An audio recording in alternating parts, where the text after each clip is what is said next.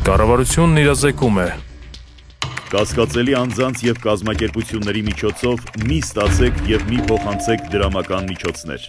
Հարգելի քաղաքացիներ, ներքին գործերի նախարարության ոստիկանությունը հորդորում է դրսևորել առավելագույն զգոնություն, երբ անծանոթ անձինք հորդորում կամ խնդրում են իրականացնել դրամական միջոցների ընդունում և փոխանցում։ Ձեռնպահ մնացեք կասկածելի գործունեություն իրականացնող հիմնադրամների կամ կառույցների միջոցով դրամական որևէ փոխանցում ընդունելուց կամ կատարելուց։ Այդպիսի փոխանցումների հետևանքով կարող եք ոչ միայն ֆինանսական կորուստներ ունենալ, այլև ձեր կամքից անկախ դառնալ հանցավոր շղթայի մի մասը։ Եղեք զգոն և չեք դառնա զեղծարարության զոհ։